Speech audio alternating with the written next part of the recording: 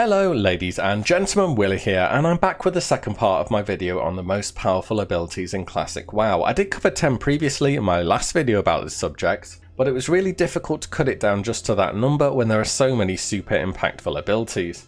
Also, the video seemed to be positively received, so here we are again, and today I want to check out another 10 super important abilities that very much can make or break your class when used correctly. Once again, I'm going to try and keep them fairly varied and not just a list of CC, but it tends when you step back and look at it to be that CCs are often the most powerful. So this time we're going to be making more of an effort to include some more utility focused abilities in here too. So with all that said, let's get into it and see what other 10 abilities are among the best for all classes, as well as some counterplay options for them.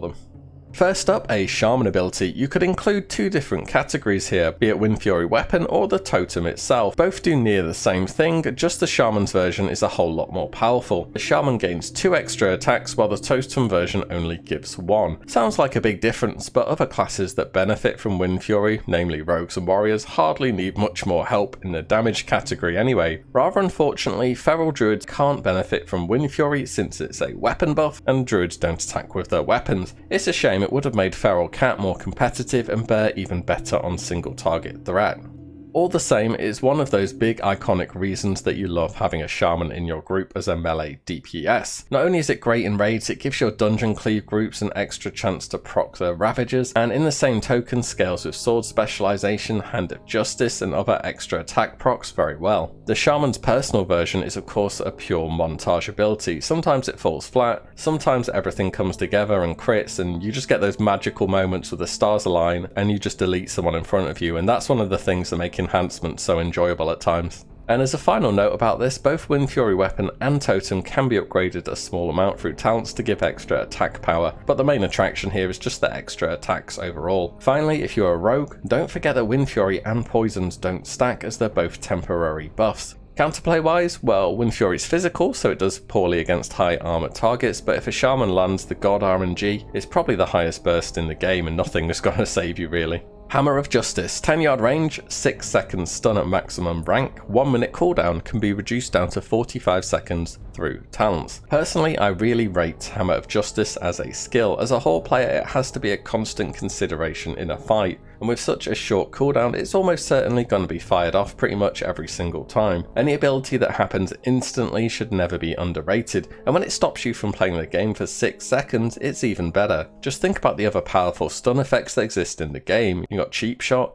needs stealth and a 4-second stun. Kidney Shot, 25-second cooldown, needs 5 combo points for a 6-second stun. Intercept Stun, you need to be at range and a certain stance, and it's only 3 seconds. There's just nothing that really compares to this ability. This is what makes fighting a paladin such a nightmare as Horde. 6 seconds is easily long enough to escape, heal up, or often just have backup arrive. This on top of everything else a paladin can do, make them quite the annoyance to take down. Counterplay wise, it is a magical effect, so easily removed by dispels from priests or warlocks. Also being a stun, orcs are naturally more resistant thanks to the balanced ability hardiness. Next up, a spell for Druid, and one that I feel frequently gets overlooked. Rebirth is a 30-minute cooldown requiring an Ironwood Seed at max rank and revives a friendly target with a little over 2k health. Back in Classic, Rebirth is the only true combat resurrection ability. Soulstone cannot be used on a dead target whilst in combat, it has to be used before entering combat. This gives Rebirth flexibility, and flexibility is valuable. Honestly, it's more useful in dungeons in general. If one player goes down in raids, it tends to be your tank who are up front taking the most damage, and the time between a tank getting a combat res and then starting combat again will mean his threat has gone to 0 of course, as well as all his valuable buffs, and tanks are far more reliant on outside influence than in a modern game. But I still do like this ability in my group or in dungeons, usually paired with another healer that can actually resurrect, as druids getting the combat res means they forgo the true resurrection.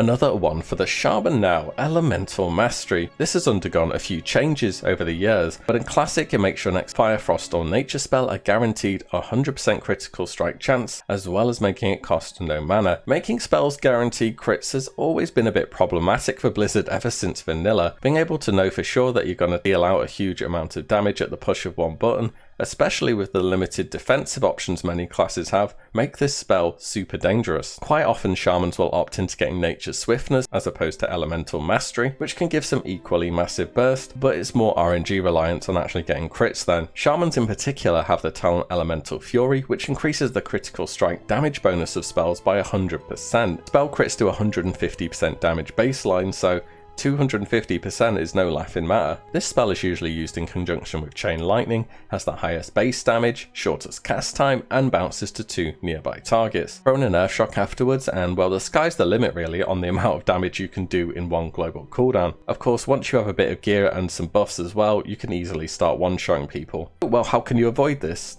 There is actually quite a bit of counterplay.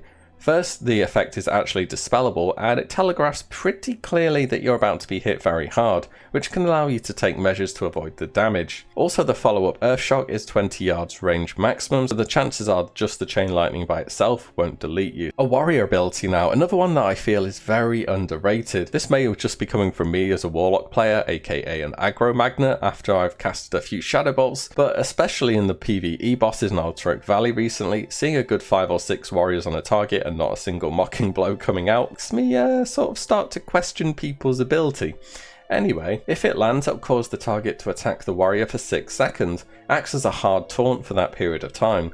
After that, the target will go back to the next highest threat target, and if you put a shield on, chances you go down in 6 seconds is pretty low. Not only just in raids or in Alterac Valley, but also in dungeons. If the tank's getting low and you're fine on health, this ability buys valuable time, and can allow others to recover. Similar to taunt, but lasts double the time. Next time you see someone in trouble, a quick mocking blow can often save the day. Make use of this ability whenever you can, it can really come in clutch. Now a pure utility rogue spell, one that I've come to appreciate more and more. This ability has so much depth and uses to it. I often feel as though it's overlooked and the rogue just wouldn't be the same without it, and this ability is Distract. In fact, this is one of the rogue spells that's basically never been changed, ever.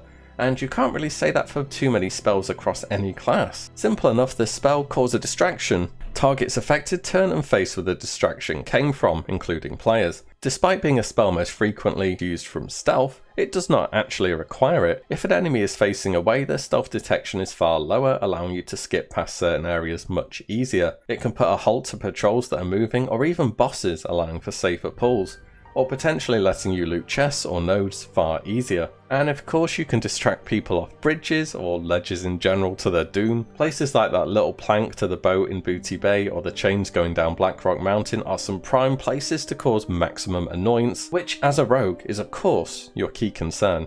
Counterplay wise, it depends whether you know a rogue is there, which normally you don't. Honestly, sometimes you just have to assume the worst, as one day it's probably gonna come true. If you do know a rogue is after you and you're running away, don't start jumping though. If you jump at the same time as you get hit by a distract, you're gonna jump straight back into the rogue and get reopened on for sure.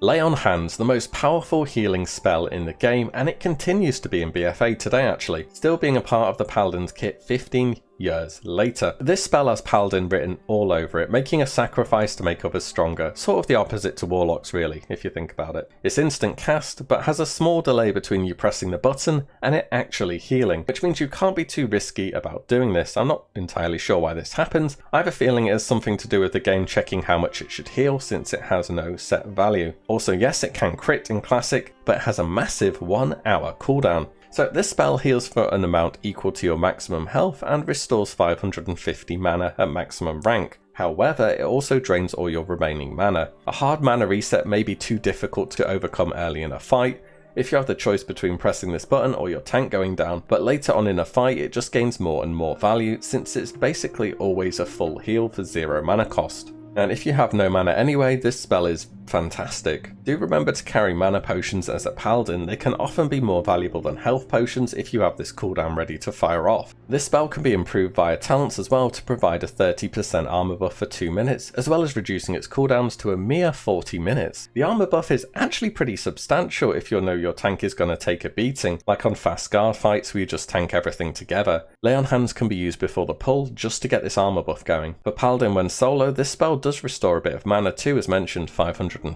Sometimes you don't need the health to win a fight, but mana can often matter too. Finally, Lay on Hands in Classic does not cause full burn, so If you really wanted to, you could lay on hands and then bubble a few seconds later. This is the main reason paladins can be such a pain in duels, they just take so long to work through their full health resets.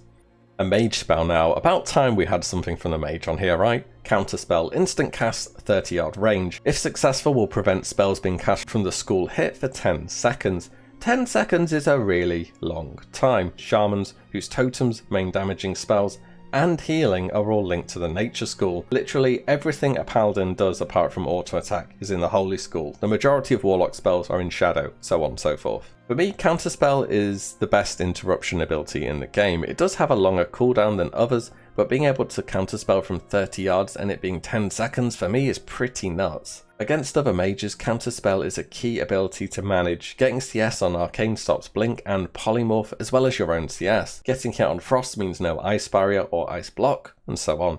Avoiding this is so important that sometimes it's better not to even cast anything and risk getting hit, as a 10-second lockout is just too much to recover from. Mages who are PvP spec'd will often have the improved counterspell ability as well, which gives it a 100% chance to silence the target for 4 seconds. And to be honest, I'm not really a fan of blanket silences in general. They more or less take away the actual skill from the ability in favour of just pressing it to stop a target casting whenever you want. It's the same deal with spell lock for warlocks really. In fact, blanket silences became very problematic in retail eventually. I believe it was around Warlords of Draenor where the majority of them were just straight up removed, and I actually agree with this. The upside of this spell is already large enough without it just being able to stop you casting for 4 seconds whenever you want. Counterplay wise, there's just fake casting or hope you resist it really, not much to do.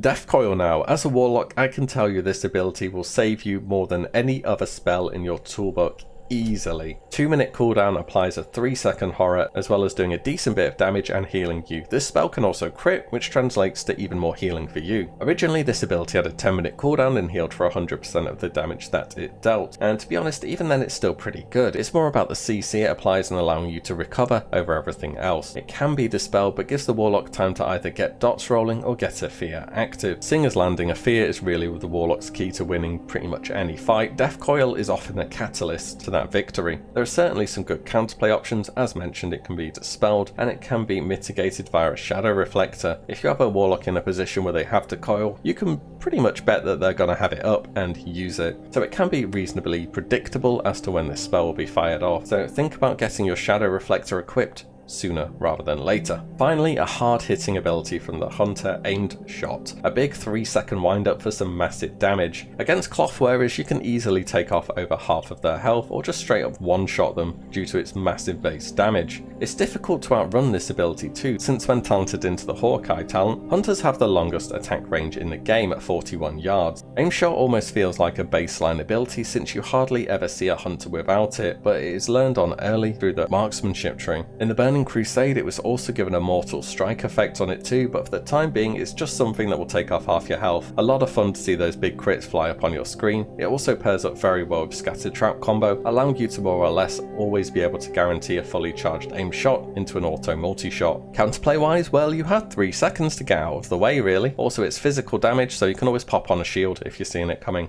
So that covers 10 more top abilities in Classic WoW for me. Any more you would add at all? It was still pretty easy to find 10 more that I enjoyed talking about, so let me know what you think about this. I do hope you enjoyed, and as always, I will see you guys in the next one. If you like what you see, give the video a like and subscribe as there's plenty more to come. As always, thank you all so much for watching. Take care. Bye.